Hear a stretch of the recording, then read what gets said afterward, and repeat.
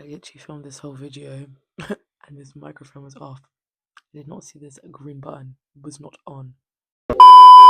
Anyways, I'm a very avid journaler, and today I'm going to tell you what you can do to actually start journaling. I think it's spoken about a lot, same way as so many different self-love practices, but how are you actually going to start journaling and how can you actually get into it? It's not just dear diary and then we just boo. You know, journaling is such an art and we need to learn how to perform that art. So I'm gonna get into a few tips and everything. I've been journaling for over 5 years, so let's just get into it. The first thing you want to do with journaling is to kind of know your aim. Okay, like I said, it's an art. Um, because it uncovers so much about you. And I know for me personally, the reason I went into journaling because I wanted to learn how to cope with things. I wanted to learn how to deal with things. I didn't want to keep hiding and running from my thoughts. I wanted to have a way that just me and myself could just be together and to work through things. So the main reason I wanted to start journaling because, like I said, I want to uncover truths about myself, uncover things that I do, tendencies that I have that I necessarily want to not have anymore, or uncover why this certain experience in my life made me feel or act the way that I do in my current life, you know? And you have to really sit there and question what is you want to gain from this, okay? Because you know it's going to get deep, it's going to get raw, you're going to be vulnerable with yourself. But one thing about journaling, you will not be able to avoid how you're feeling. Once it's on paper, you can see it, you will not be able to avoid it because you will see that page and you'll just be like, damn, like, I feel like this. And it's crazy. And if you're new to journaling, be excited because there'll be points where you'll be journaling and you'll be in such a flow state that you're not even really like taking the time that you're just writing down everything your brain's telling you, right? And then you'll read the page and you'll be like, oh my gosh, this is why I feel like this. This is why I have this trigger. This is why I have this boundary up. This is why I keep putting this off. Like that flow state is amazing. And I wish that on every person who starts journaling. I wish that on every person. And it's amazing as well because you are basically getting to the nitty gritty of why you start journaling, which is why you need to question why it is you want to get into journaling. I think we all kind of have the same reason underlying, we have the same underlying reason to get into journaling is to uncover something about ourselves, to uncover why we act in the way we do, talk, feel, anything. But it's subjective for everyone. It's really subjective. And yeah, you need to really ask yourself that question to begin with, okay? Because you don't want to be in a spot where you're journaling and you're not gaining anything from it, you know? Because I wouldn't say it's like the resolution to all problems in the world, but it is the start. And it's the start of how you can actually learn to love yourself more because you're seeing yourself entirely and not just partially. You're not seeing yourself as what you try to make others see you as. You're actually seeing yourself for every single trait that you have. And it's not to then hate on traits that you have that you necessarily are trying to change, it's to accept yourself. Because once you accept yourself, then you can move on and let go. Like one trait for me that I worked on so much throughout my journaling journey, which if you knew me a few years ago, I have changed because of this. And it was anger. I used to be a very angry person and I do honestly, hands down, give my full gratitude to journaling because it really helped remove that self that just chose to just resort to anger in any like circumstance. And I don't show anger towards myself or towards other people in the ways that I used to because I really outlined to myself throughout my journaling journey what made me triggered, what made me resort to act like the way I did, and everything like that. So that's just me, for example. And I had to accept that I had angry moments. And even when I look back on moments, I'm like, I felt like that before, but I've changed and not resenting my past self. I'm letting it go because it's all a part of life. Do you know what I mean? And you gotta experience things sometimes to learn some things. So yeah. Anyways, I'm waffling about that. Second thing you should do with now when you've gained why you want to start journaling, you want to make a list. Okay, this is why I done. You want to make a list at the start of your journal. Okay, you want to make a list and tell yourself, let's say we'll start with five things that you want to work on through your journaling journey to begin with. Okay, I'm saying five because I mean my list was longer, but for some people, we're all different, and obviously this takes time as well. So start off with five things because like I said, I've been journaling for like 5 years now, so I like worked through that list at the time, and I still have things to work on now. And just because I wrote the list doesn't mean that every single thing on that list is literally healed. Everything. That's not what I'm trying to say. I am just giving you the process that I went through.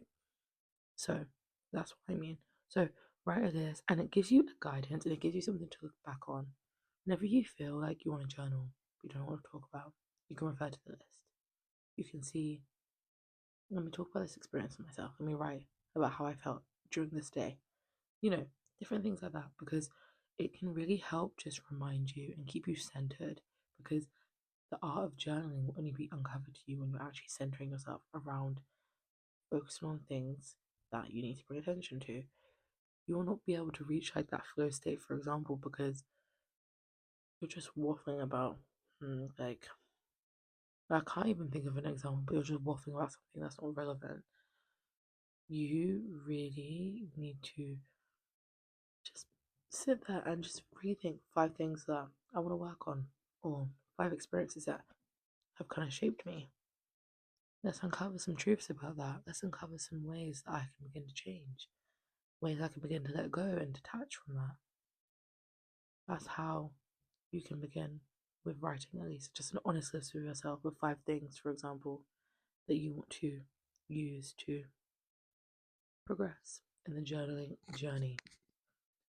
Third thing now is you want to set a goal for yourself, and you want to maybe put a timer on when you're journaling because it kind of just keeps you in that state where at least your whole attention is on the paper. 10 minutes, 20 minutes, whatever you feel is best, but I recommend starting off small and gradually building up because when I first started journaling, I was not one to be writing loads. And I think because I've been doing it so long, I do now. But it's different for each person. And then some days you may be in the mood to write a lot, and then some days you might not be in the mood. So having a fair time schedule will keep it balanced, but also some situations may require more time to go over, and some situations may not. Some different things, you know.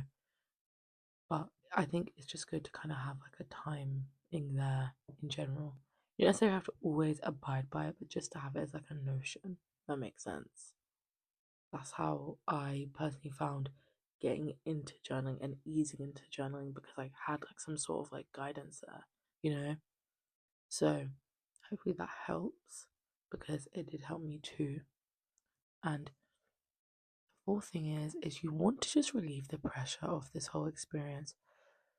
Do not, like I said, think that this will be the solution to everything. It is a process that will uncover a lot, and with the grace of yourself, allow yourself to feel, allow yourself to experience. Because, like I said, you won't be able to avoid the truth once it's there, but it's like you need to make sure that you're feeling it and accepting it. Feel how you've got to feel. Do you know the amount of tears that are probably imprinted in the pages of my journal? And it's because I was living the experience again whilst I was rewriting it and I was rereading it, and I'm feeling the emotion and I'm embodying it. And that's the best thing about journaling is it actually allows you to heal from things because you're able to just really sit with yourself and actually be in that emotion which you chose to not be in before, that situation that you were not able to address fully before. You don't have to wait on anyone else in this experience of journaling. You don't have to expect anything from anyone else. It's all about you, and that's what will help you move on, because you don't have an expectation on anyone else to be doing anything. The expectations are on you, and that's what's going to help you get through situations. The thing is, even in the process of removing people from your life or removing situations from your life, you are the person that's going to anchor yourself through it. And I promise you that journaling is going to be a great stepping stone to helping you throughout that. And that's why I'm so passionate about it.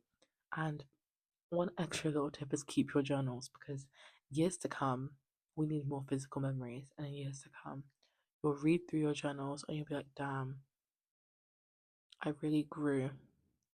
I really changed. I really don't allow that situation to affect me anymore. Or you look back and you think, damn, look how much I've done for my past self. Your inner child, is speaking to you through the pages of these entries. Thing is, issues that I have explored during journaling, they all kind of have roots to childhood in a way. So that's another thing as well, you're kind of connecting with that inner child of yours, and you can also make that as a bit of a framework for your journal if that's your preference, to kind of root everything around your inner child, because a lot of people do that, and I have done that at points. I wouldn't say that's my forefront for everything, but it's definitely something that could spark a lot of thought, could spark a lot of vulnerability, can spark a lot of things that you need to not avoid. So I recommend that also, because I do like that, like hands-on inner child work for me personally, in terms of like doing things that like make my inner child happy, like dancing, cooking, like things that I used to like do when I was younger. Basically, that's my preference, but everyone's different. So yeah, but really do start journaling, guys, and I hope my tips helped on how to start journaling. Take it slow but steady, because you do not need to rush yourself into this, and you do not need to think that one journal entry may heal everything, because throughout all my journal entries, you see me going over so many different things again and again and again. It's a process, and give yourself the grace of the process. Give yourself time to actually be in the process and to live through the process. You have got this. Do not underestimate yourself, and you're very strong. And journaling is going to make you only stronger. Only going to make you stronger. And I purely think that you should start journaling. And if you do, keep me updated in the comments. Keep this thing going. If you want me to talk about journaling more, please do let me know too, because I love my journal. This is my journal at the moment. I literally was journaling. That's what kind of sparked me to this video. And it has like a marker, so much I've done. And I literally got this journal like last month.